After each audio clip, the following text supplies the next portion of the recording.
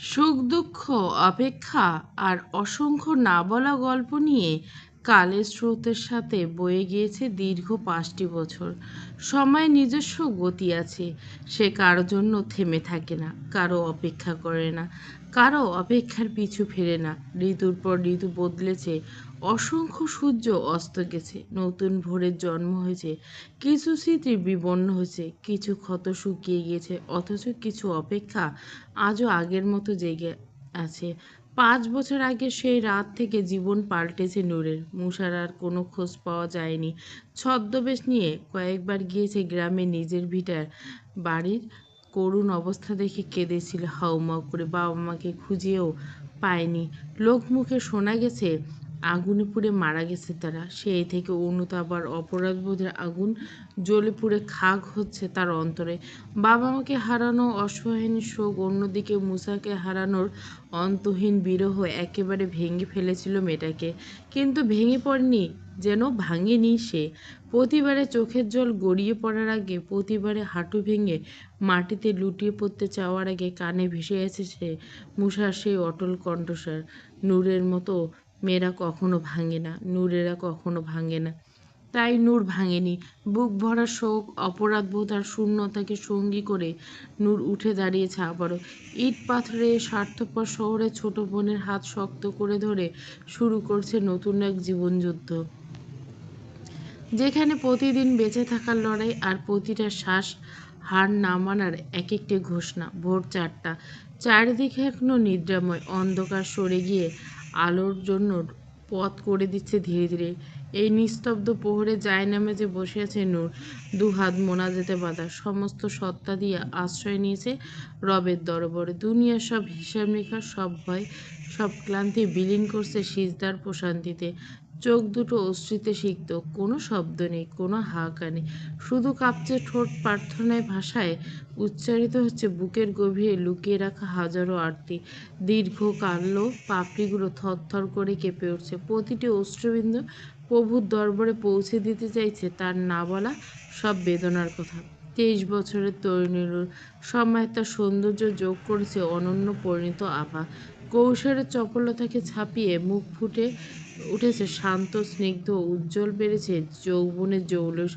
মাথায় সুতি কাপড়ের হিজাব, গোল মুখটা কি মারাত্মক স্নিগ্ধ লাগছে। দগদগ করছে অন্ধকারের ঘরে ডিম লাইটের আলোতে। মোনাজাত শেষ করে হাতের তসবিখানা একটা চুমুকে সামনে তাকাতে শিখাকে দেখতে পেল নূর। শিখা গম্ভীর চোখ মুখ নিয়ে তারই দিকে তাকিয়েছে। সাত সকালে মেয়েটাকে তাকানোর ধরন দেখে বেশ বিব্রত হলো নূর। উৎকণ্ঠে উদ্বেগ নিয়ে বলল, তুই কখন উঠলি? মাত্র। নূপুরের ছোট্ট উত্তরে মনঃপূত হলো না নূরের। ফের শুধালো, এত তাড়াতাড়ি উঠলি যে? নূপুর এগিয়ে এসে পাশে বসলো তার। বিরস কণ্ঠে বলল, বিছানা ফাঁকা ফাঁকা লাগছিল, তোর পায়ের উপর পা না রাখতে পারলে ঘুম হয় না। নূর মুচকি হাসলো, হাত বাড়িয়ে নূপুরের কপালে এলোমেলো চুলগুলো কানের পিছনে গুজে দিয়ে বলল, আচ্ছা যা, উঠছিস যখন উজু করে ফজরের নামাজ পড়ে নে। নূপুর নড়ল না, বরং কৌতূহলী চোখে নূরের দিকে তাকিয়ে জিজ্ঞেস করলো, তুই কখন উঠছিস আপু? ঘুম আসছিল না, তাই উঠে তাহাজ্জুদ নামাজ পড়লাম এই ১:৩০ নাগাদ। নূরের উত্তরে সন্তুষ্ট হতে পারল না নূপুর। এখন আর সেই ছোট্ট নয়, ১৪ থেকে ১৯-এ পা রাখছে, অথচ মন্দ সবাই বুঝে, অথচ বোনের বিরহ বেদনা বুঝবে না তা কী করে হয়? সে কয়েক মুহূর্ত চুপ করে নিচু গলায় আবার জিজ্ঞাসা করলো, কার জন্য তাহাজ্জুদ পড়ছিলি? নূর জায়নামাজ ছেড়ে উঠে দাঁড়িয়ে ততক্ষণে নূপুরের প্রশ্নের উত্তর, সে খুব সুন্দর একটা উত্তর ছেড়ে দিল। নামাজের মানুষ কার জন্য পড়ে? নিজের জন্যই তো। বোনের কথা শুনে তাচ্ছিল্য হেসে ফেলল নূর। বলল, মোনাজাতে নিজের জন্য কী চেয়েছিস? সে তো উপরওয়ালা, আর আমার গোপন কথা তোকে কেন বলবো? আমি জানি তুই কে চেয়েছিস। নূর চোখ রাঙালো নূপুরের এই অবাঞ্ছিত কথার হাত থেকে বাঁচতে। একটু কড়া কণ্ঠে বলল, বাজে না বকে উজু করে আয় না। নূপুর দৃষ্টি সরালো না, উঠে গেল না। বোনের বকা খেয়ে বরং শান্ত গলায় বলল, তুই মুসা ভাইকে চেয়েছিলি না আপু? নূরের বুকের ভেতরটা কেঁপে উঠল। ৫ বছর পরেও নাম তাকে এতটা অসহায় করে দিতে পারে, সেটা বোধহয় সে নিজেও ভুলে গিয়েছিল। নিজেকে সামনে নিয়ে ধমকেশ্বরে বলল, তুই বেশি বড় হয়ে গেছিস নূপুর। এত চেয়ে লাভ কি আপু? যে মানুষ নিজের ইচ্ছেতে ছেড়ে গিয়েছে তুই মোনাজাত চাইলে কি সে ফিরবে তোর মনে হয়? কথাটি এক নিঃশ্বাসে শেষ করে উঠে দাঁড়ালো নূপুর। দাঁড়ালো না উত্তরে আসা নূর কি বলবে হয়তো জানে, তাই সে ওই জেনে যাওয়ার উত্তর নতুন করে শোনার মাঝে কোনো বিশেষত্ব নেই। নূপুর বেরিয়ে যেতে চোখের পানি ছেড়ে দিল নূর। ক্ষতবিক্ষত জখমে কণ্ঠে বলল, যতদিন না খোদা আমার প্রার্থনার উত্তর লেখেন আমি চাইতেই থাকবো।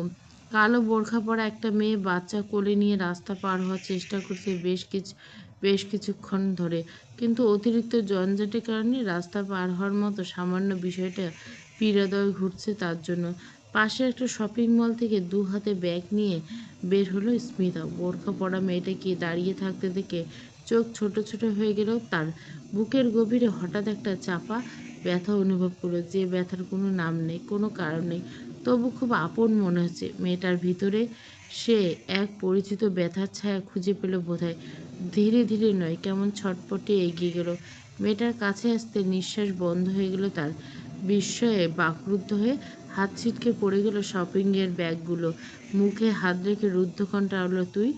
গলা শুকিয়ে এলো মেয়েটার, কাঁপলো কণ্ঠনালী, কম্পিত কণ্ঠে আওড়ালো, তুই মারিয়া না?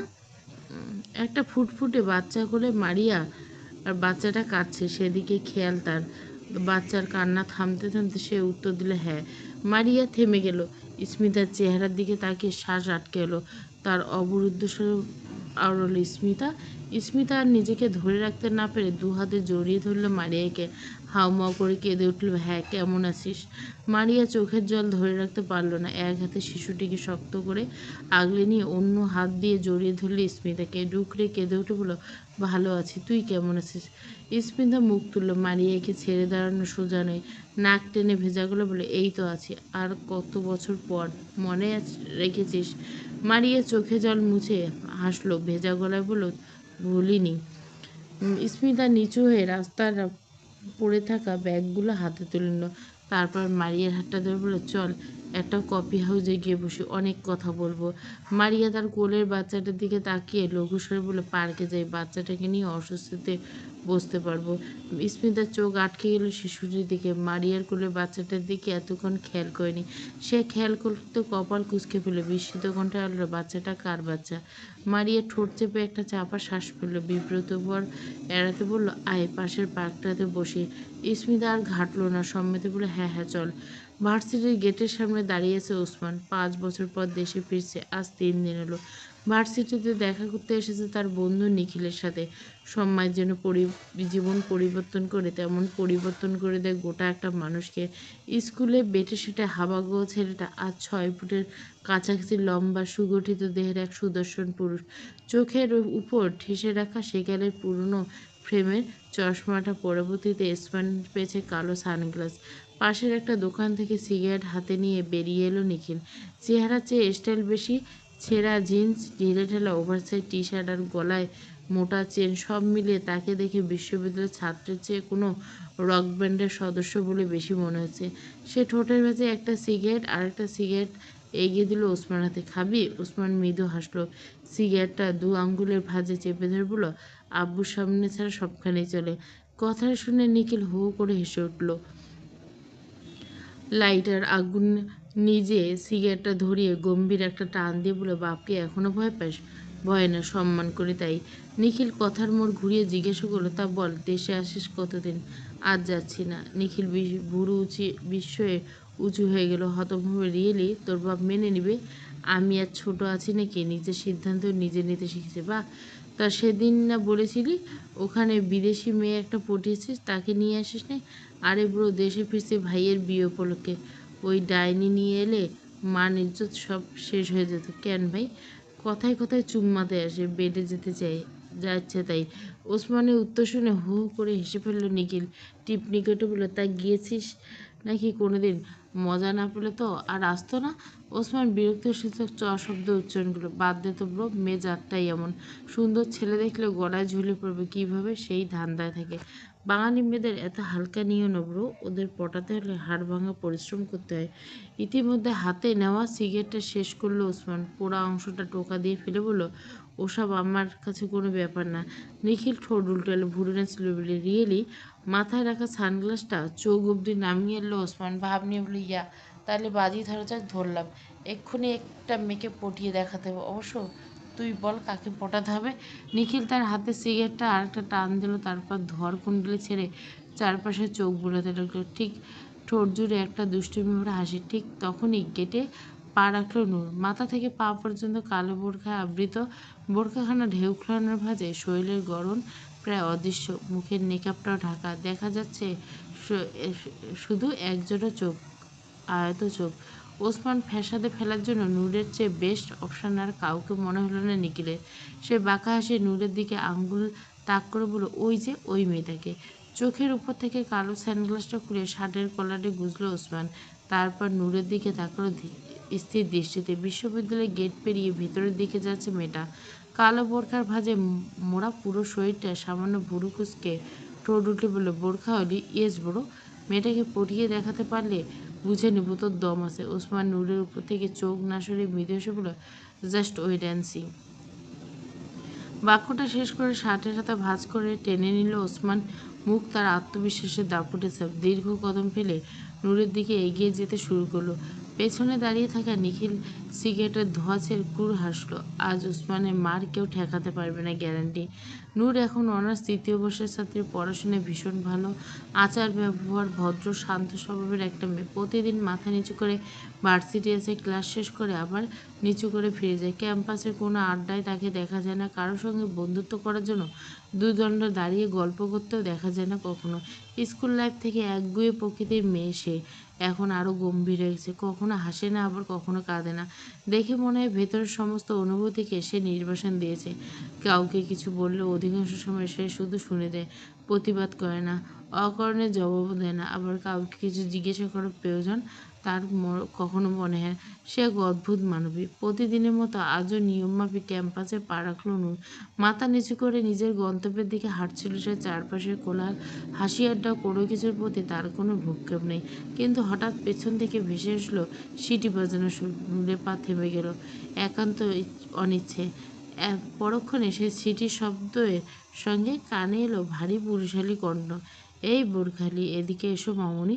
নূর ঘুরে দাঁড়ালো। চারপাশে একবার চোখ বুলিয়ে নিশ্চিত হলো ডাকটা তাকেই দেওয়া হচ্ছে। আশেপাশে কয়েকজন শিক্ষার্থী তাকিয়ে আছে, কিন্তু কেউ কিছু বলছে না। একটা শুকনো ঢোক গিলে নিজের সামলে নিল। তারপর ধীরে ধীরে পায়ে এগিয়ে এসে মাথা নিচু করে বিনীত করল, জি ভাইয়া বলুন। সিনিয়র ভার্সিটির সিনিয়র সায়ন্তর সঙ্গে দাঁড়িয়েছিল আরও ৪-৫ জন। নূর সামনে আসতে সায়ন্তর মাথা থেকে পা পর্যন্ত একবার মাপল তাকে। তারপর শার্টের উপরে বোতামগুলো দিকে ইশারা করে অলস ভঙ্গিতে বলল, খুব গরম লাগছে, শার্টের বোতামগুলো খুলে দাও তো। এমন বিব্রতিকর প্রস্তাবে তড়াক করে চোখ তুলল নূর। পরক্ষণে তপ্ত দৃষ্টি সংযোগ করে নোয়ালো মাথা, শুকনো ঠোঁট ভিজিয়ে খুব আস্তে করে বলল, আমি? পাশে দাঁড়িয়ে থাকা ছেলেগুলো হেসে উচ্চস্বরে। শান্ত ভান করে চারিপাশের দিকে তাকালো। এখানে আর কেউ আছে? তোমার ছোট বোনটাও সাথে এনেছো? যাও তাহলে তাকে নিয়ে এসো। রাগে দাঁত পিষে এলো নূরে, অথচ বাইরে একেবারে সংযত ছিল, না ভাইয়া আমি পারবো। শান্ত একটু নড়েচড়ে দাঁড়িয়ে ঠোঁট কামড়ে বলল, এসো এসো। অপমানের তীব্রতা বুকের ভিতর ছড়িয়ে পড়ল। মুখে প্রতিবাদের রেখাটুকু ফুটল না। কেবল ধীরে ধীরে এক পা এগিয়ে এসে কাপা হাতে শার্টের উপরে বোতামগুলো খুলে দিল শায়ন্তের। পুরো সময়টা তার চোখ ছিল নিচু। এই দাবানলকে কাউকে ভস্ম করার ইচ্ছে দমিয়ে রাখতে এই কৌশল। কয়েক সেকেন্ড পর নিয়ে কাজ শেষ করে হাত সরিয়ে নিল নূর। নরম গলায় বলল, হয়েছে ভাইয়া, আমি এখন যাই। সঙ্গে সঙ্গে উত্তর দিল না সায়ন্ত। ঠোঁটের কোণে হাসি টেনে নূরের দিকে তাকিয়ে বলল, এত তাড়া দেখাচ্ছ কেন? আমি যেতে বলছি। নূর আবার ঢোক আঙ্গুলগুলো একসঙ্গে চেপে ধরে মাথা নাড়ল দুপাশে, না ভাইয়া। তাহলে চুপ করে এখানে দাঁড়িয়ে থাকো। ধমকের সুরে কথাটা বলল সায়ন্ত। যদি এই ধমকের ধার ধারে না নূর।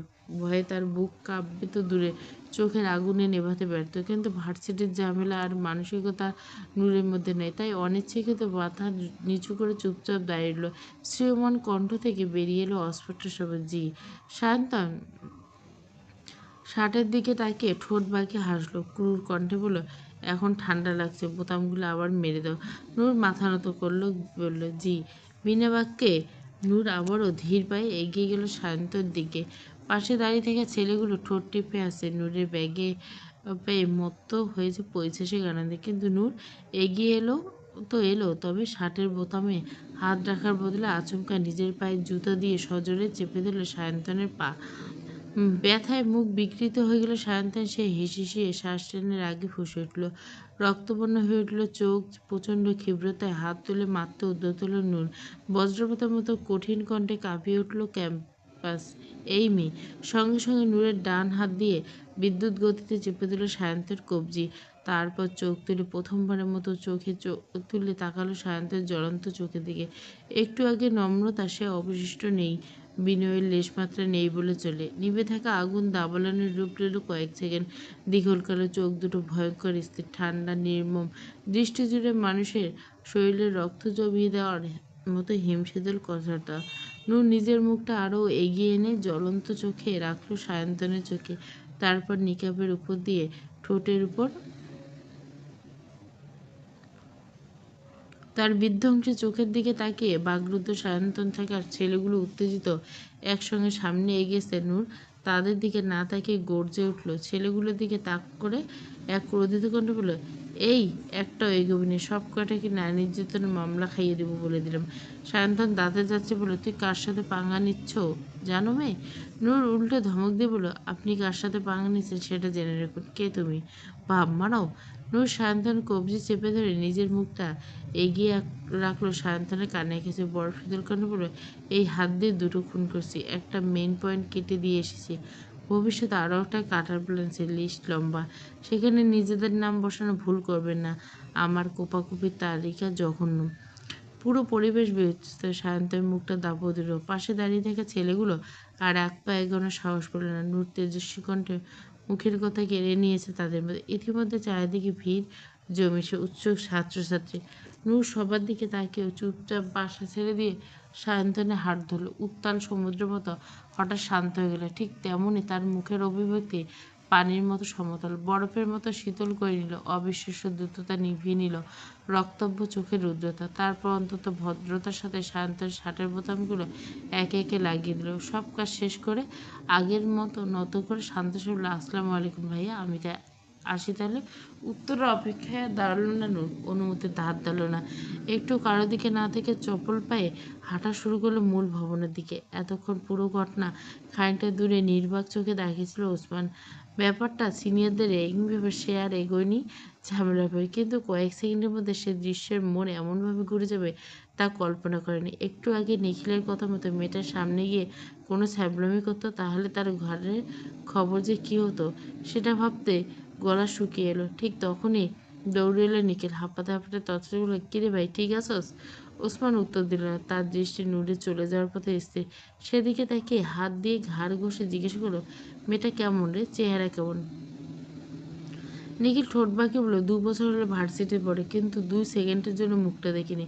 ওসমান ভুরু কুঁচকালো নিখিলের দিকে। কৌতূহল কণ্ঠে জিজ্ঞেস করলো, মেয়েটার কিসের তেজ এত? বিশেষ কি কিছু? জিন আছে রে ভাই, জিন।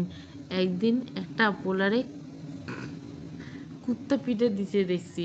ওসমান জিভ দিয়ে গাল টেনে আনমনে হাসলো। ইন্টারেস্টিং, মেয়েটাকে দেখতে ইচ্ছা করছে। নিখিল হাতের কোণে দিয়ে ওসমানকে খোঁচা মারল, কেন, প্রেমে টেমে পড়লি নাকি? বিনিময়ে মুচকি আসলো ওসমান। উদাসীন চোখে নূরের চাওয়ার পানে তাকিয়ে অস্ফুট হলো, ধুর। পার্কের একটা বেঞ্চে পাশাপাশি বসে আছে স্মিতা আর মারিয়া। মারিয়ার কোলে থাকা ছোট্ট মেয়েটা এখন স্মিতার গালে। গোল গোল মুখ, টুকটুকে গাল আর কৌতূহলী দুটো চোখ মেলে তাকিয়েছে। স্মিতা বাচ্চাটার নরম গালে আলতো করে আঙ্গুল ছুঁয়ে দিচ্ছে, কখনো চুমু খাচ্ছে। বাচ্চাটার ছোট হাতগুলো নিজের আঙ্গুলে জড়িয়ে মুখ ভর্তি মায়া নিয়ে আহ্লাদি করে বলে, এই যে পাখি, কেমন আছো? বাচ্চাটি কিছু বুঝলো না, শুধু ফোকলা মারি বের করে হাসলো। স্মিতা হেসে ফেললো আহ্লাদে। ও লেলে। মারিয়া চুপচাপ তাদের দুজনকে দেখছে। অনেকদিন পর কাউকে এত মায়া নিয়ে মেয়ের সঙ্গে মিশতে দেখে বুকের ভেতরটা ভরে উঠল। বাচ্চাটার নাক আলতো করে টিপে স্মিতা হেসে জিজ্ঞেস হলো, বাচ্চাটা কে রে মারু? তোর আবার বোন হলো নাকি? মারিয়া এক মুহূর্ত চুপ, তারপর স্বাভাবিক হলো বলে, এটা আমার মেয়ে। কথাটা শুনে বড় বড় করে তাকালো স্মিতা। হতবাক হয়ে আলো, হোয়াট? মৃদু মাথা নাড়ল মারিয়া। কি বলছিস, তোর বিয়ে হয়ে গেছে? হ্যাঁ। কবে, কখন? বিস্ময়ের রেশ কিছুতে কাটিয়ে উঠতে পারল না স্মিতা। মারিয়া দূরের সবুজ ঘাসের দিকে তাকিয়ে থমথমে গেল বলে, এসএসসি পরীক্ষার পরে বিয়ে হয়ে গেছে। স্মিতা স্তব্ধ, বাকরুদ্ধ হয়ে কেবল আলো। তাহলে ওসমান? নামটা শুনে হৃদয় নিংড়ল মারিয়ার। টনটনে ব্যথায় অনুভব হলো বুকের খাঁচায়। ঠোঁটে ফুলল ক্লান্তি এক হাসি। রিনি বলল, ওসব ছোট ছেলে মানুষই, ছোটবেলার ভুল। কিন্তু তোরা তো সিরিয়াসলি উসমানের জন্য মরতে গেছে। বাদ দে সেসব। কেন বাদ দেবো? তুই তো উসমানের জন্য অপেক্ষা করবি বলেছিস, তাহলে বিয়ে কেন করলি এত তাড়াতাড়ি? মিনিমাম 5টা বছর কি অপেক্ষা করা যেত না? মারিয়া কি বলে খুঁজে পেল না, নিজের অসহায় অবস্থার সংক্ষিপ্ত বিবরণ দিল। তখন বাড়ি ছেড়ে যাওয়ার পর আব্বু আর শোক সহ্য করতে না পারে স্ট্রোক করেন। তো বাপ মরা মেয়ে এসএসসি দিয়েছে, এটাই বেশি। একটার পর একটা রীতিমতো তাজ্জব। স্মিতা হতভম্ব হয়ে আর আঙ্কেল আর নেই? না বাবা, মেয়ে ছাড়া মেয়ের দুনিয়া কত অন্ধকার তখনই বুঝছি। তোর হাজবেন্ড কোথায়? সৌদি আরবে থেকে। সুখে আছিস? ডিভোর্স হয়েছে 4 মাস হলো। কি? কেন? উনি নতুন কফিল ধরেছেন এখানে। 3-4 লাখ টাকা দিতে হতো। আমার আম্মুর কাছে 2 লাখ টাকা চেয়েছে, আম্মু দিতে পারেনি। সারাক্ষণ শাশুড়ি কথা শুনতো, এদিকে উনিও কথা শোনাতো, আর উপর সদ্য বাচ্চা হয়েছে। মানসিকভাবে ভেঙে পড়ছিলাম। অশান্তি সহ্য করতে না পারে বাড়ি চলে আসি, কিন্তু এখানে আর এক অশান্তি। আম্মু কেন জানি অপরিচিতর মতো ব্যবহার করে। সেই মুহূর্তে আমার কি মনে হচ্ছিল জানিস? স্বামীর বাড়িতে বান্দিগিরি করে খেলেও ওটাও স্বামীর বাড়ি। বাবার ঘর ছাড়া মেয়েদের শেষ আশ্রয় হয় স্বামী। তো ডিভোর্স কেন হলো তাহলে? মারিয়া দীর্ঘশ্বাস ফেলল, বিষণ্ণ কণ্ঠে বলল, জীবনে বিয়ে তো একটাই হয়, তাই থাকতে চেয়েছিলাম। উনি রাখেননি, ডিভোর্স পাঠিয়ে দিয়েছেন। এখন আম্মুর কাছে এসেছি। তোর আম্মু কিছু বলল? বললো কি? আম্মু তো আম্মু, কষ্টে বলে। মেয়ে কষ্ট করে বড় করেছে, বিয়ে দিছে, এখন আবার ঘাড়ে এসে জুটেছে। এই কষ্ট আমি বুঝি, আম্মুর যন্ত্রণা আমি না বুঝলে কে বুঝবে? তা এখন কি করবে ভাবছিস? যা হবে হবে। তোর কি খবর সেটা বল। স্মিতের শুকনো মুখে আরেকটা শুকনো বিবরণ কোনো হলো। পরশু আমার বিয়ে। বিয়ের কথা শুনে মারিয়া যতটা না চমকলো, ততটা বিব্রত হলো স্মিতার চেহারা দেখে। ভুরুকুচকে বলল, বিয়ে তো এভাবে মুখ করে কেন বলছিস? স্মিতার গলা ধরে এলো। মলিন কণ্ঠে বলল, কারণ এই বিয়েতে আমার মত নেই তো কি? আমি অন্য একটা ছেলেকে ভালোবাসি। তোর আবার ভালোবাসা মিনিটে চেঞ্জ হয়। কথাটা বলে মুচকি আসলো মারিয়া। স্মিতা উদাসীন বললেন, না রে, ওরে আমি সত্যি অনেক ভালোবাসি। 3 বছর সম্পর্ক। তাহলে বাড়িতে বল। এখন তো আর ছোট নিশ্চয়, কীভাবে বলবো? আমি যাকে ভালোবাসি ও বেকার। আমার জোড়াতে যে 6 মাস আগে বিদেশে গিয়েছে, বললো ইতালি থেকে যাবে অনেক টাকা ইনকাম করে, তারপর আমাকে বউ বানাবে। সেটা তো ভালো কথা। তোর জন্য এত দূরে গেছে। শুধু কি দূরে? মনে হচ্ছে জীবন থেকে চলে গেছে। কেন গিয়েছে পর্যন্ত কোনো খবর নেই। বেঁচে আছে নাকি মরে গেছে তাও জানি না। এদিকে একটার পর একটা সম্বন্ধ রিজেক্ট করতে করতে ক্লান্ত। মন খারাপ করিস না, উপরওয়ালা যা করে ভালো জানে। এই যে তোর সাথে দেখা করে দিল, এটা উপরওয়ালার দেওয়া সবচেয়ে বড় গিফট। সব মন খারাপ হয়েছে। একটুখানি হাসলো দুজনে। মারিয়ে বেকুল কণ্ঠে জিজ্ঞেস করলো, ওসমানের সাথে যোগাযোগ আছে তোর? কিভাবে থাকবে? ও তো বিদেশে চলেছে। মারিয়ার চোখ টলমল করে উঠলো। অথচ মেয়েটা শক্ত থাকার ভান ধরে বলল, ও নিশ্চয়ই আমাকে ভুলে গেছে, তাই না? স্মিতা ঠোঁট উঠল, কণ্ঠে অনিশ্চিত নির্ভর। হতে পারে, আবার নাও পারে। সময়ের সাথে মানুষের জীবন আর মন দুটোই পাল্টায়। দীর্ঘ 30 মিনিট কথোপকথনে ইতি টানল মারিয়ার কোলে বাচ্চা মেয়েটা। দুপুরে অতিরিক্ত কথোপকথনে ইতি টানল মারিয়ার কোলের বাচ্চা মেয়েটা। দুপুরে অতিরিক্ত দাবদাহে ঘেমে একাকার মেয়েটা। লাল হয়ে গেছে ফর্সা ছোট্ট শরীর। গরমের কারণে জ্বলছে শরীর, চিৎকার করে কাছে গলা ফাটিয়ে। মেয়েকে নিয়ে বসে থাকা সম্ভব হলো না মারিয়া। মেয়েটাকে বুকে চেপে সামলাতে ওহো, কাঁদে না আম্মু। এই তো এখন আমরা বাসায় চলে যাবো। তারপর স্মিতার দিকে তাকিয়ে তটস্থ কণ্ঠে বলে, আচ্ছা ভালো থাক। মেয়েটা গরমে কাছে বাড়ি যেতে হবে। স্মিতা আর রুকল না। মেয়েটার কান্না থামাতে গিয়ে ক্লান্ত সে নিজেও। তাই কণ্ঠে উদ্বেগ নিয়ে বলল, নাম্বারটা দিয়ে যা। হ্যাঁ হ্যাঁ, তুলে রাখ। মারিয়া তার ফোন নাম্বারটা বলল। স্মিতা তুলে নিতে নিতে বলল, আর শোন, তোর কিন্তু আমার বিয়েতে আসতে হবে। দুজনে পার্কের গেট পর্যন্ত এলো একসাথে। মারিয়া জিজ্ঞেস করলো, হবু হাজব্যান্ড কি করে? স্মিতা ঠোঁট উল্টে, জানি না, নামটাও জানি না, আগ্রহ নেই। পার্ক থেকে বেরিয়ে দুজনে পথ ধরল। মারিয়া হাত বাড়িয়ে একটা সিএনজি থামিয়ে উঠে ভাঙা কণ্ঠে বলল, যাচ্ছি তাহলে। যেদিকে ফিরি সেদিকে দুঃখ আর দুঃখ। এত বিরহ সহ্য হয় না। স্মিতার ঠোঁট টিপে হেসে বলল, তুইও বিরহে মরিস? কার? তোর বাচ্চার বাপের? ততক্ষণে সিএনজি ছেড়ে দিছে। সিএনজির দমকা হতাশ জুড়িয়ে বাচ্চার শরীর থেমেছে কান্না। অথচ মারিয়ার চোখের ভেজা প্রলেপ নড়লে অশ্রুগর্ভে ভাব। কানে বাজছে স্মিতার সেই প্রশ্ন, মারিয়া কার বিরহে কষ্ট পায়? কে সে? মারিয়া মুখে আনতে চায়, কিছু বলতে চায়, তার নাম কেবল মনে মনে আওড়ে। আছে একজন, মুখে এনে পাপ বাড়ায় না। দুটো আলাদা আলাদা ফ্ল্যাটে থেকে নূর আর শামীমরা বাড়ি এলো। মারা যাওয়ার পর বাড়ির মালিকানা বুঝিয়ে দিয়ে গিয়েছে শামীমের হাতে। শেষ সময়ে তারাই ছিল বৃদ্ধের শেষ আশ্রয়। শামীমদেরও সুবিধা হলো, এক হিসেবে গাদাগাদি করে একটা ফ্ল্যাটে 4 জন থাকতে বেশ কষ্ট হতো। তার উপর স্বামীও একটা ছেলে হয়ে দুটো মেয়ের সাথে এক ঘরে থাকতে ভীষণ অস্বস্তি হতো। সেজন্য বেশিরভাগ সময় রাত ছাদে কাটাতো। বাড়ি এলো। মারা যাওয়ার পর শামীম তার মাকে নিয়ে নিচের তলায় বৃদ্ধার ঘরে থাকা শুরু করছে, আর নুপুর আর নূর থাকছে আগের ঘরটাতে। একটা জরুরি দরকারে নুপুরের ঘরের দরজার দিকে আসছিল স্বামী। ঠিক তখনই উচ্চস্বরে বেজে উঠল তার বুক পকেটে রাখা মোবাইল ফোনটা। সে তড়িঘড়ি করে মোবাইল বের করে স্ক্রিনে তাকাতে শুকনো একটা ঢোক গেল। আশেপাশে সতর্ক দৃষ্টিতে ফোনটা রিসিভ করে কানে ধরল। কণ্ঠ খাদে নামল, হ্যাঁ ভাই, রাতের বাসে রওনা দিবে কাদের সিদ্দিকি, ঢাকায় এবো কালকে। আমার সেই সুযোগ কাজে লাগা, আমাদের শেষ করবো। উপাস থেকে ভেসে এলো একটা ভরাট কণ্ঠ। স্বামী ঘাবড়ে গেছে।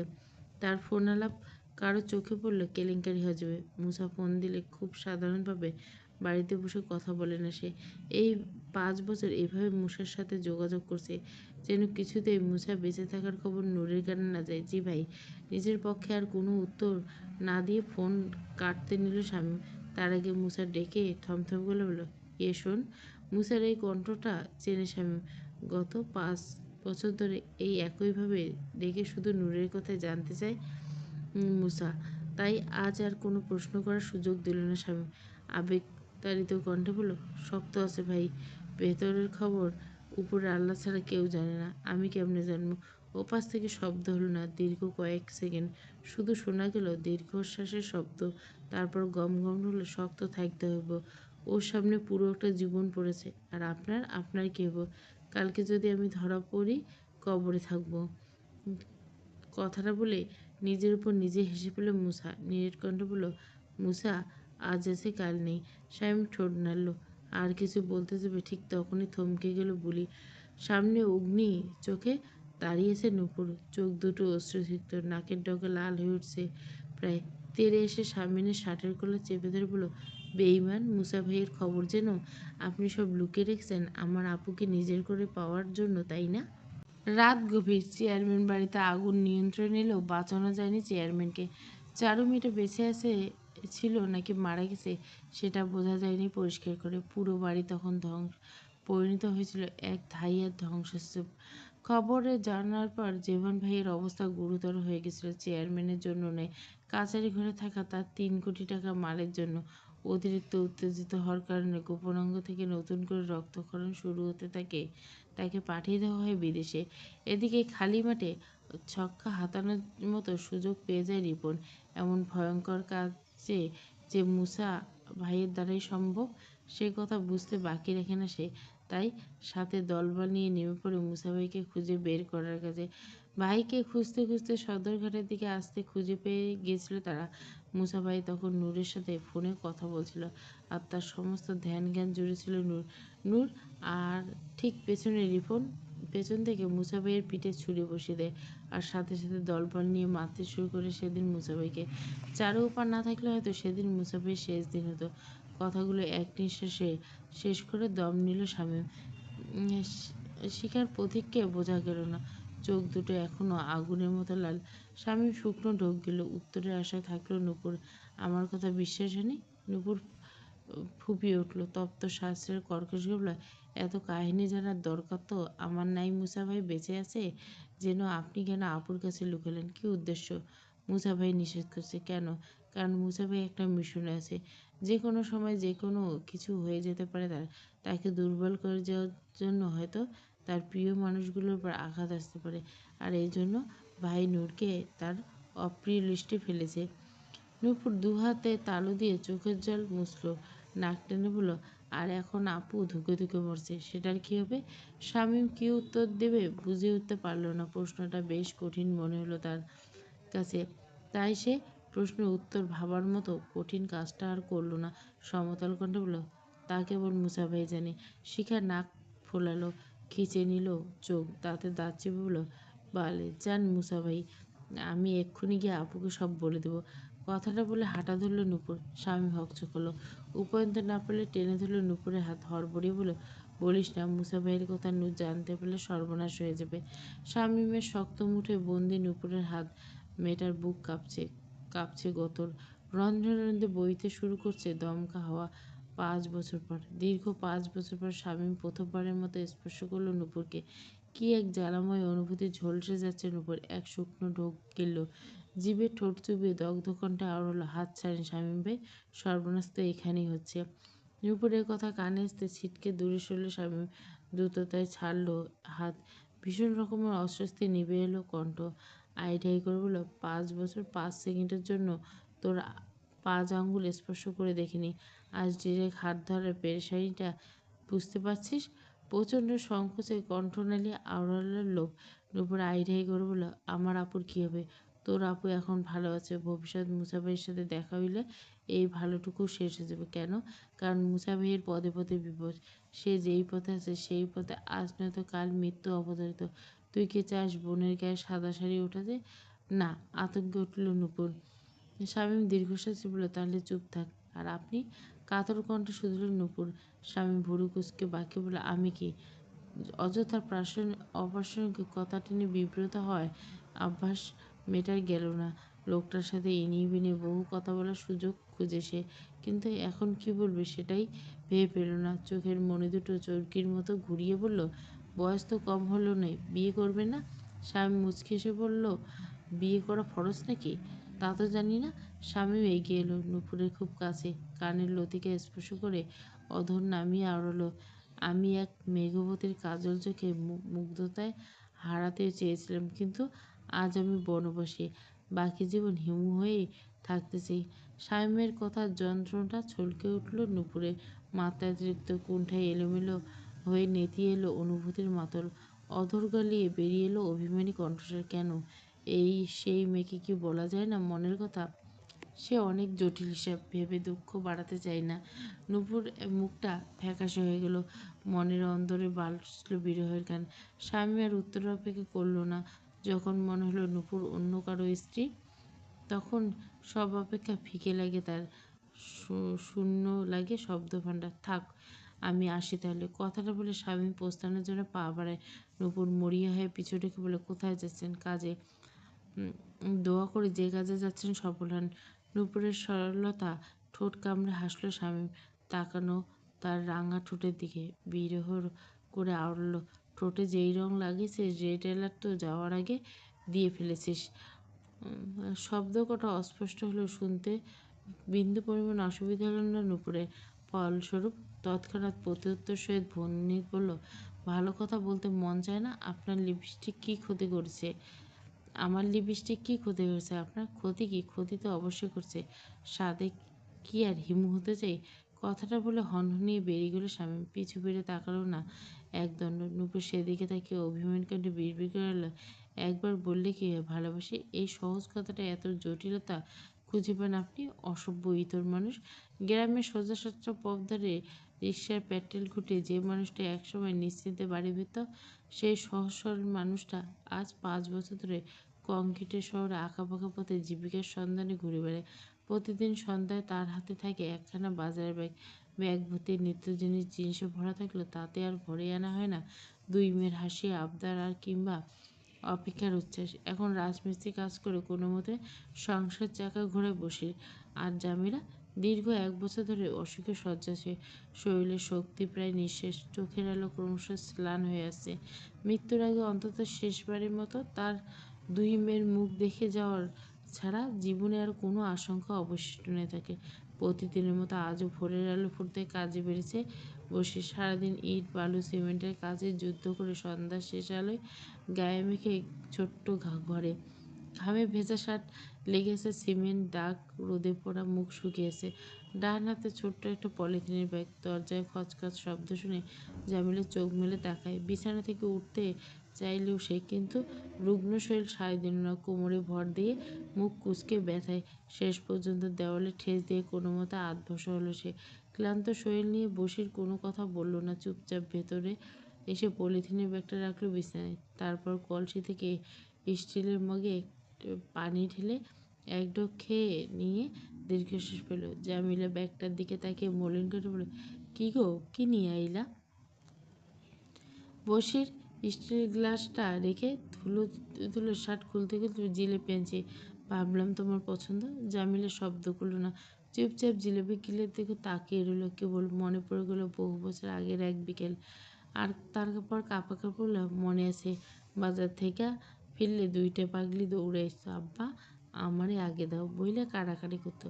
বসির মাথা নিচু করে বসে রইল, রুক্ষ আঙ্গুরগুলো হাঁটুর উপর জমে থাকা সিমেন্ট ঘষতে লাগলো যন্ত্রণা লুকোতে। জামিলা আবার বলল, জিলাপি মায়ে দুটোর পছন্দ আসলো। জিলাপি আনলাম মায়ে গো, নিয়ে আইলে না কেন? বসির গলা শুকিয়ে গেল, যন্ত্রণা হাঁসফাঁস করলো খুব। বেদনাভেদর কণ্ঠে বলল, ওরা জিলিপি ভালোবাসে না জামিলা, ওরা আমাদের মতো জিলিপি অপছন্দ করে। জামিলা মাথা নেড়ে ফুঁপিয়ে উঠল, কান্না জড়ানো কণ্ঠে বলল, সন্তান জন্ম দিয়ে পাপ হয়েছে নাকি? শুধু মাইয়ের জন্ম দেয় পাপ। বসে আর নিজেকে ধরে রাখতে পারল না, বিছানায় বসে জামিলা শীর্ণ হাতটা নিজের দু হাতের মধ্যে নিয়ে হাউমাউ করে কেঁদে বুক ভাসালো। দগ্ধ কণ্ঠে বলল, মাইয়ের জন্ম দেওয়া পাপ জামিলা, তার চেয়ে বড় পাপ হলো মায়েগো সুখ চাও। জামিলা আর কথা বলতে পারল না, মুখে আঁচল চেপে কাঁদলো।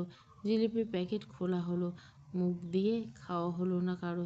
একসময় জিলিপি নিয়ে হাসাহাসি, অভিমান হতো, কাড়াকাড়ি হতো, আর সে একই জিলিপি পড়ে আছে অবহেলায়। কিন্তু ডাক দেওয়ার মতো কেউ নেই। আব্বা আমারে বড়টা দাও। ভার্সিটির বিশাল ক্যাম্পাসে ছড়িয়েছে উৎসবের রং প্রাঙ্গণ, সুদূর প্যান্ডেলের উপর পুরো প্রাঙ্গণ, চারিদিকে রঙিন কাপড়ে কারুকার্য, তার ঝলমলে আলোকসজ্জা উৎসব মুখর করে তুলছে বাতাসকে। সামনের দিকে নির্মিত হয়েছে বিশাল এক সুসজ্জিত মঞ্চ।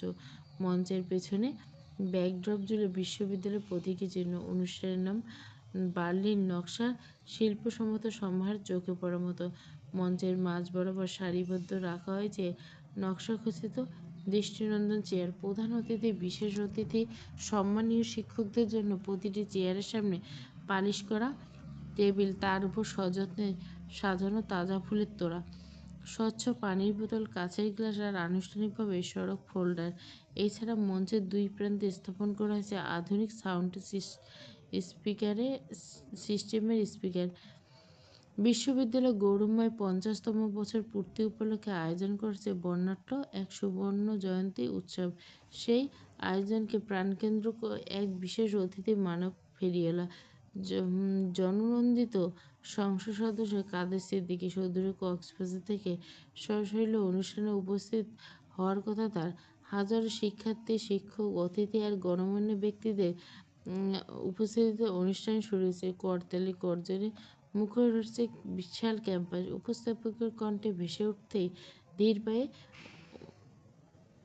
মঞ্চে উঠলেন অনুষ্ঠানের প্রধান আকর্ষণ, মানবতার ফেরিওয়ালা এমপি কাদের সিদ্দিকী। পরনে ধবধবে সাদা পাঞ্জাবি, তার উপর কালো রঙের ব্লেজার কোট, সাদা মাথায় চুল আর পরিপাটি বাঁকা পাকা দাড়ি। তার ব্যক্তিত্ব ফুটে উঠছে অনন্য গাম্ভীর্য। তিনি মঞ্চে পা রাখতে বজ্রধ্বনির মতো করতালিতে ফেটে পড়ল পুরো প্রাঙ্গণ। 4টার দিকে শুরু হলো উৎসব আর উল্লাসের প্রাণচঞ্চল ঢেউ।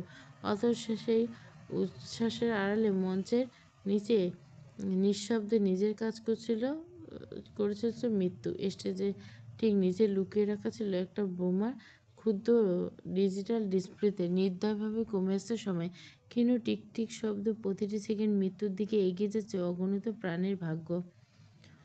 সবার অগোচরে স্টেজের নিচে টাইম ফিট করে প্যান্ডেলের পিছন থেকে বেরিয়ে গেটের কাছে এসে দাঁড়ালো মুসা। সেখান থেকে দাঁড়িয়ে উস্কো কষছিল শামীম।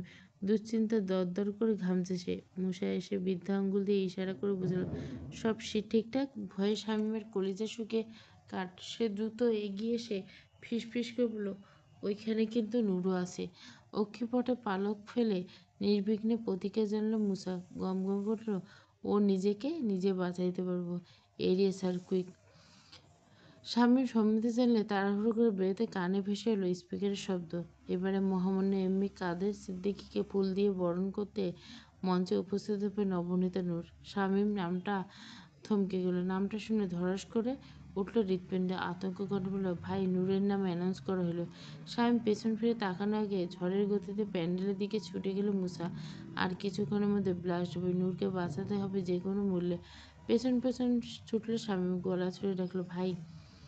উত্তপ্ত দুপুরে হঠাৎ করে সূর্যের তেজ নিষ্ক্রিয় হলো আকাশের জুড়ে দেখা গেল ধূসর মেঘের উদ্ভাসন। খানিক আগে দিবালোকে দিগন্ত তোড়ছড় পরিস্ফুটিত বিজলি উজ্জ্বল দ্রুত, আর বজ্রপাতের প্রগাঢ়ন ভাঙল। হুট করে মর্জিত পাল্টে হাস্যজ্জ্বল প্রকৃতি যেন ধারণ করল বিধ্বংসী দাবানলের রূপ। নূরের ফুলের মালা হাতে মঞ্চে উঠল, চোখ জ্বলছে তাদের। কাদের সিদ্দিকী মুসা ভাইয়ের শত্রু, এই দেশের শত্রু, প্রতিটি নারীর শত্রু। তার মুখোমুখি এক বুক আকাঙ্ক্ষা পূরণ হলো আজ। পরের দিন কোনো না কোনো বুক ছিদ্র করা আকাঙ্ক্ষা পূরণ করে নেবে। পুরো শরীর কারো বুকে আবৃত ফুলের মালা হাতে নিয়ে কাদের সিদ্দিকের গলায় পরিয়ে দিল। নম্রতার সহিত সালাম দিল, আসসালামু আলাইকুম। ওয়ালাইকুম সালাম। বিনিময়ে অমেঘ হাসল কাদের সিদ্দিকী। সালামের জবাব দিয়ে হাত বাড়িয়ে স্পর্শ করল নূরের বাহু। ঠোঁটে নির্বিচার হাসি বজায় রেখে বলল, কেমন আছো মামুনি? নূরের চোখে বিভীষিকাময় আগুন জ্বলে উঠল দপ করে। কাদের সিদ্দিকী ছুঁয়ে যাওয়া জায়গাটা জ্বলে উঠল কাটা ঘায়ে লবণের চিটের মতো। সে ক্রোধে দাঁতে ছুঁয়ে উন্মেষিত কণ্ঠে স্নেহের হাত মাথায় রাখতে হয় স্যার।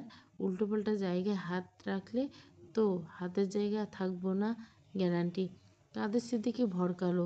এক সেকেন্ডের জন্য মুছে গেল ঠোঁট জুড়ে ছড়িয়ে থাকা বিস্তর হাসির রেখা। অন্যদিকে গেট থেকে এ পর্যন্ত টকবগে ঘোড়ার ন্যায় দৌড়ে এলো মুসা। আর 1 মিনিট এদিক ওদিক হলে আরম্ভ হবে ধ্বংসযজ্ঞ। রক্তাভ লালিমাপ্লাবিত হতে পারে ধরিত্রী। মুসা আর এক মুহূর্ত সময় ব্যয় করল না।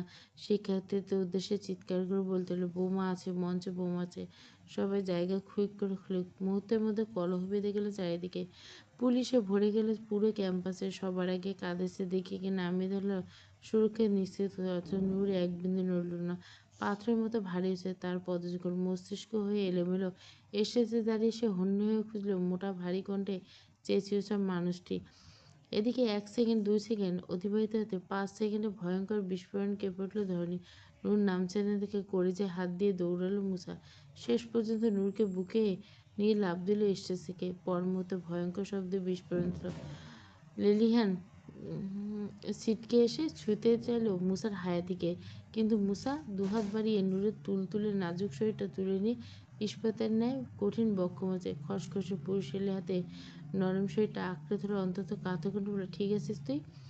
দিশাহীন উৎপীড়ন বড্ড বেশি ব্যতিব্যস্ত নূরের মস্তিষ্ক। বারুদের ঝাঁঝালো গন্ধ শ্বাসরুদ্ধ চারপাশে। এত আতঙ্ক, এত ভয়ের মাঝে একটুখানি উষ্ণ আলিঙ্গনে সচল হতে নূরের নিষ্ক্রিয় মস্তিষ্ক।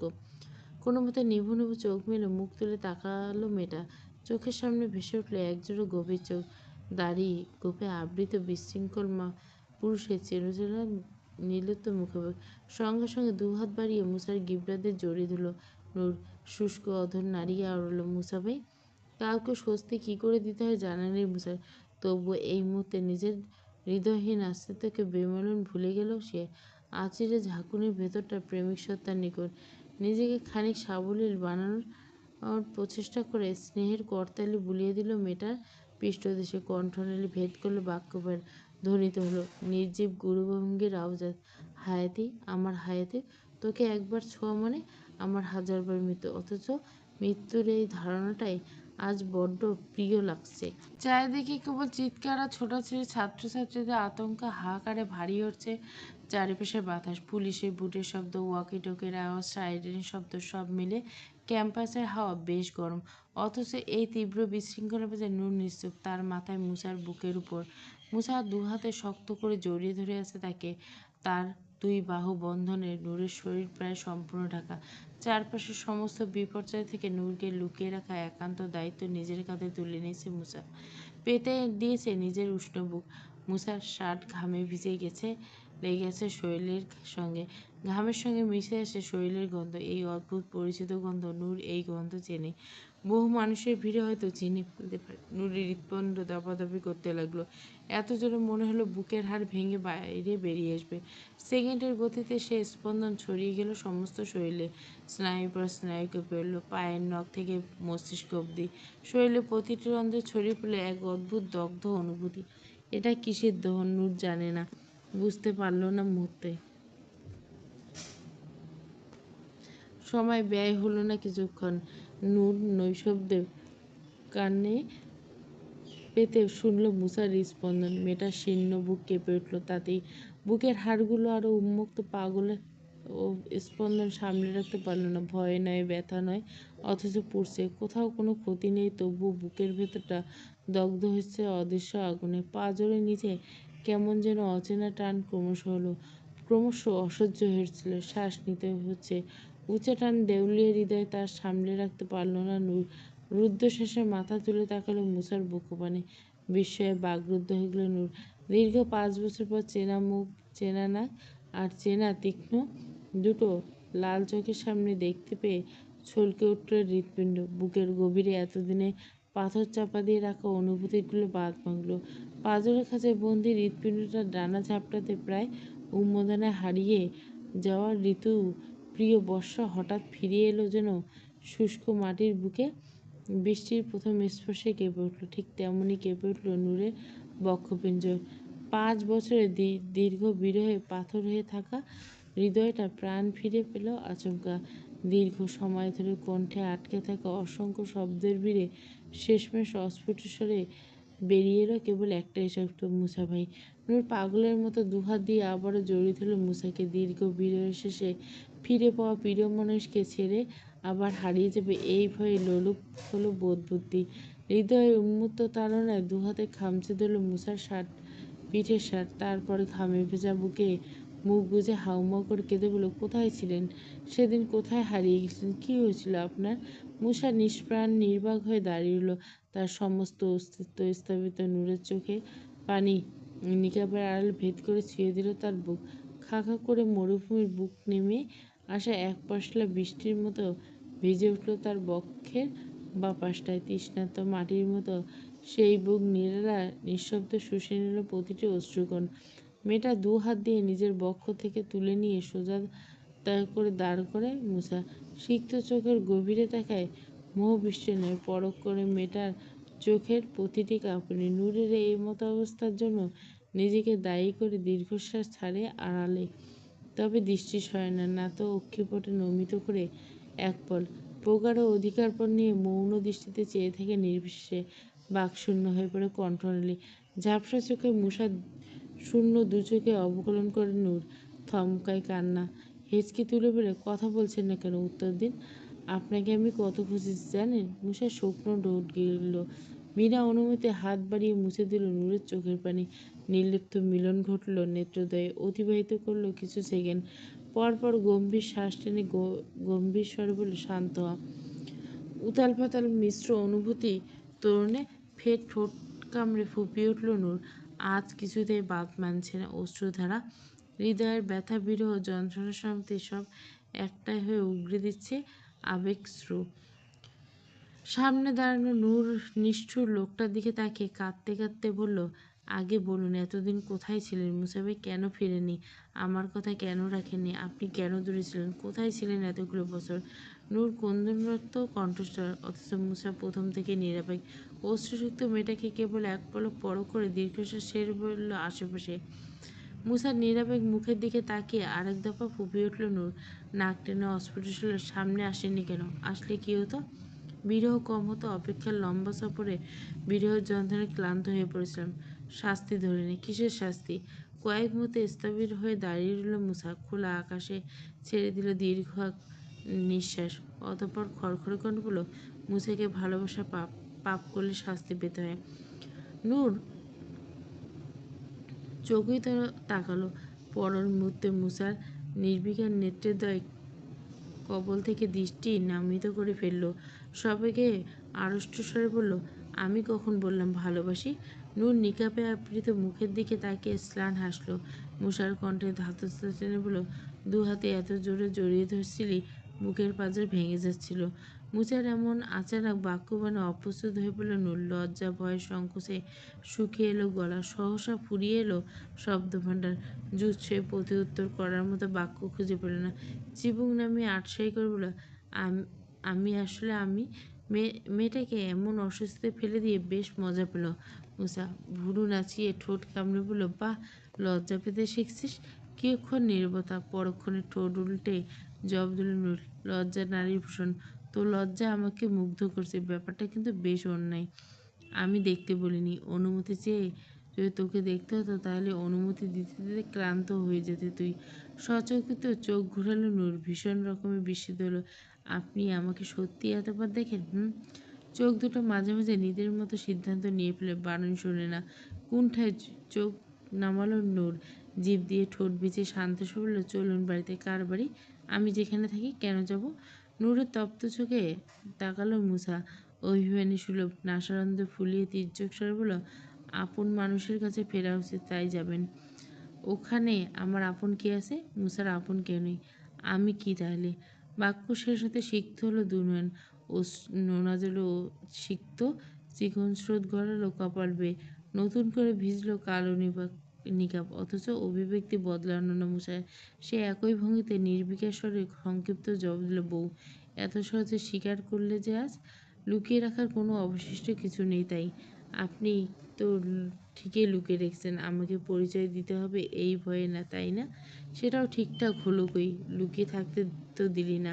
তাহলে আমার সাথে বাড়িতে চলুন। কেন? লুকিয়ে থাকতে পারেননি, না পারার শাস্তি ধরে নিন। 5 বছর পর অনেক দীর্ঘ পথ। মুসা এই প্রসঙ্গ এড়াতে চাইল বারবার। চারপাশে নজর বলল, এখানকার হাওয়া ভালো না, বাড়িতে চলে যা। নূর নাছোড়বান্দা, আপনাকে ছাড়া কোথাও যাব না আমি।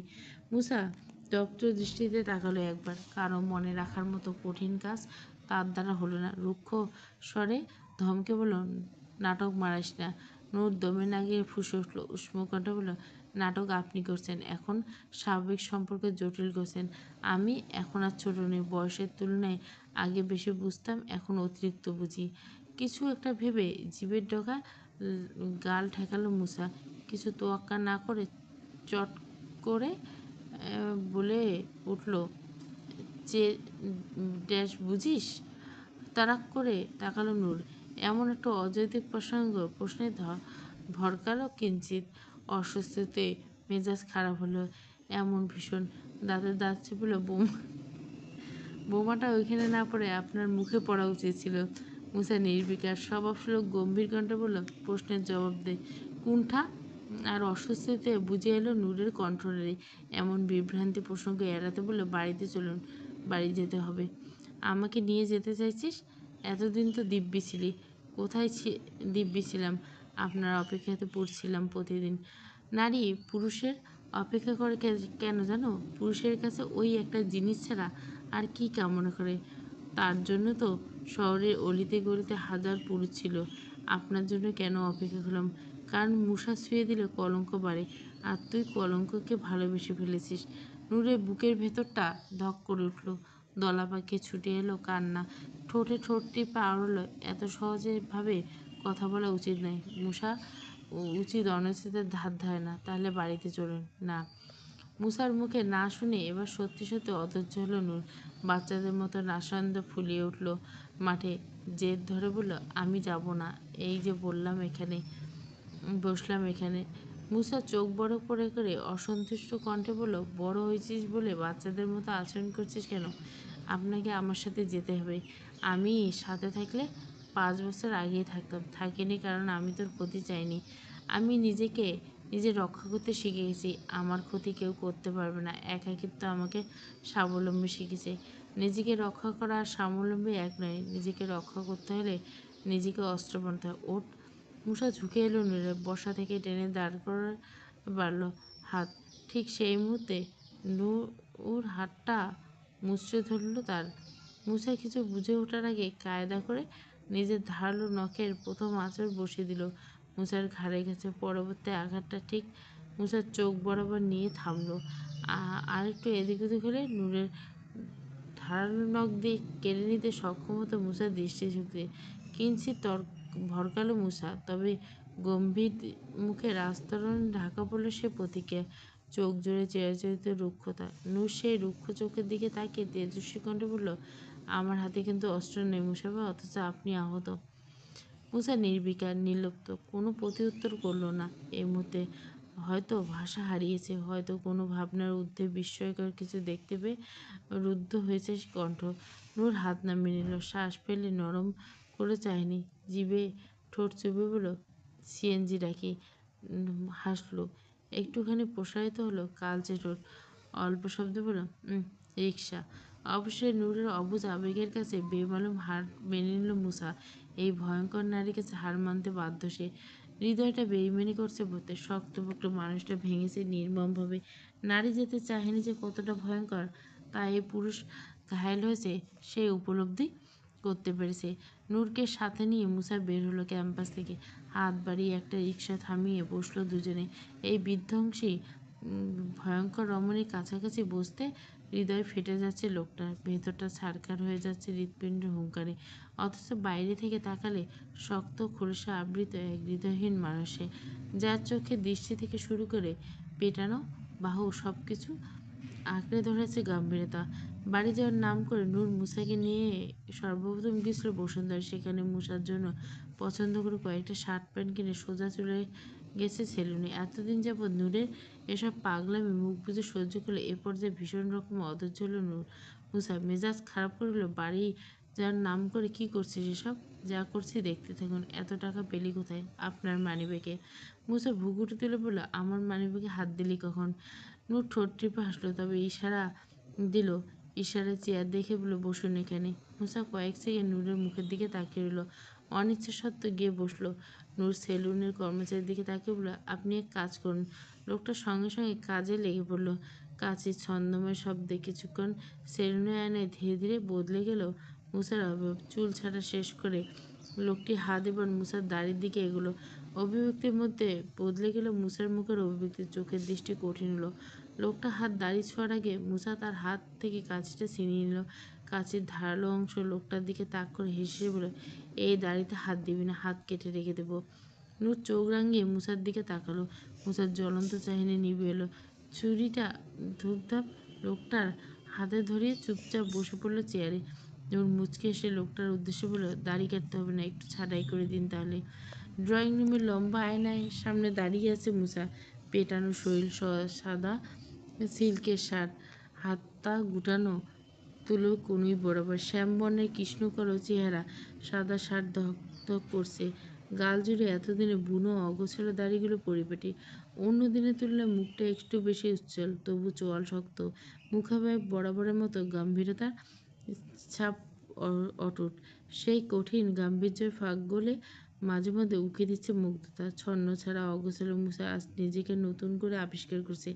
আয়নায় মানুষটিকে কয়েক মুহূর্ত নির্বিশেষে দেখে রইল। ঠোঁটের কোণে ফুটে উঠল অতি সামান্য এক টুকরো হাসি, যে হাসির সঙ্গে বহুদিনের কোনো পরিচয় নেই তার। মনে মনে হাজারখানেক ধন্যবাদ দিল সেই রমণীকে, যে তার অগোছালো অস্তিত্ব যত্নে হাত বুলিয়ে তাকে আবার গুছিয়ে দিয়েছে। আয়নার সামনে দাঁড় করিয়ে ফিরিয়ে দিয়েছে তার হারিয়ে যাওয়া 21 বছর বয়সী মুসাকে। নিঃশব্দে পায়ে তার পেছনে এসে দাঁড়ালো নূর। কালো অবয়বে মোড়া নূরের অবয়ব ধীরে ধীরে এসে থামলো মুসার পেছনে। লম্বা আয়নাটা এক কোণে ফুটে উঠল তার মায়াময় প্রতিচ্ছবি। মুসা প্রতিবিম্বের দিকে চেয়ে মুগ্ধ তাকালো। মুসার গলার কালো কাইতনে ঝুলে থাকা তাবিজ চোখে পড়ল তার। সামান্য ভাঁজ পড়ল মুগ্ধতায়। ঠোঁট দুটো অল্প নারী অস্ফুট বলে, তাবিজটা না থাকলে আর একটু ভাল লাগতো। কথাটা বলে আকস্মাৎ থাবায় নূরের সরু কণ্ঠনালিখানা শক্ত করে চেপে ধরল মুসা। হাতের বাঁধনে প্রগাঢ়টা ব্যথায় কাঁকিয়ে উঠল নূর, তবে কোনোরূপ বাধা প্রয়োগ করল না। লোকটার বিষণ্ণ দুটো চোখের দিকে কেবল তাকিয়ে রইল প্রতিরোধহীন। মুসা তার সিগারেটে পোড়া কালচে বাদামি রঙের ঠোঁটজোড়া নিয়ে এলো নূরের নিকাবে আবৃত মুখের ঘনিষ্ঠে। পরপরে অন্তরে কাঁপন ধরল। শীতল স্বরে প্রত্যুত্তর করল, তাবিজ আমার আম্মার দেওয়া শেষ আমানত। ওটার দিকে নজর দিলে চোখ উপড়ে ফেলব। নূর দৃষ্টি নামালো, ভয় পেল না একটু। নিদারুণ চোখে কেবল চেয়ে রইল মুসার কৃষ্ণকালন মুখে। ভয় ডরহীন মোহবিষ্ট স্বরে আওড়াল, আপনি তো আমার দিক থেকে নজর ফেরাতে পারছি না। কি দারুণ লাগছে আপনাকে। নূরের টলমলে নেত্রের আহত চাহিনির মাঝে থমকে গেল মুসার দৃষ্টি যুগল। এক লহমায় শীতল হয়ে এলো অগ্নিটানব। অসাড় হয়ে গেল হাতের বাঁধন, পাল্টে গেল মুখের অবয়ব। আচমকা নূরের দুপাশে হাতের পর ছেড়ে দিয়ে নির্বিকার সম্মুখে ঝুঁকল মুসা। ভুগুটি তুলে রাশভারী কণ্ঠে আওড়াল, কতটা। মুসা হঠাৎ করে কাছে চলে আসায় ঘাবড়ালো নূর। মুসা তপ্ত নিঃশ্বাসে আবেশে নড়েচড়ে উঠল। কিঞ্চিত কণ্ঠনালী দলা পাকিয়ে আড়ষ্টা ইনিয়ে বিনিয়ে আওড়াল, না মানে আসলে। বিপরীত দিক থেকে আগত তপ্ত নিঃশ্বাসে দংশন হলো রমণীর কণ্ঠস্বর। মুসা নির্লিপ্ত চোখে দৃষ্টিপাত করে বুঝতে চাইল আবেগহীন মানুষটার সুপ্ত অনুরক্তি। ঠিক তখনই নীরবতা ভাঙল মুসা। অপরাগ দৃষ্টিতে এক আকাশসম ব্যাকুলতা ধরে চোখ নিরেট কণ্ঠে বলে, একটা চুমু খাবো। উঠতে এতক্ষণ শ্বাস-প্রশ্বাস ব্যতীত সঙ্গে সঙ্গে কোনো আওয়াজ বেরোল না নূরের কণ্ঠনালী থেকে। হৃদযন্ত্র কার্যক্রম বন্ধ হয়ে গেছে ইতিমধ্যে। সর্বাঙ্গ শুষ্ক অধর ভিজিয়ে চাপাসা বলল, হৃদয়তে নেই, অনুভব করবো কীভাবে? চুমু খাওয়ার জিনিস অনুভব করার প্রয়োজন অত্যাবশ্যক নেই। কথার মাঝে দুজনের মধ্যে প্রতি সংকীর্ণতা বাড়ালো মুসা। লোহার মতো শক্তপোক্ত হাতটা এগিয়ে গিয়ে স্বর্ণলতার ন্যায় পেঁচিয়ে ধরল নূরের কোমরের বাঁক। গিরিবাদেশ বাঁকিয়ে খানিকটা কাছাকাছি এগিয়ে এসে প্রবল অধিকারবোধ দেখিয়ে সরিয়ে ফেলল নূরের মুখের নিকাব। মুসের এমন কাণ্ডে হকচকিত নূর। প্রথমবারের মতো পুরুষালী স্পর্শে কাঁপল নূর।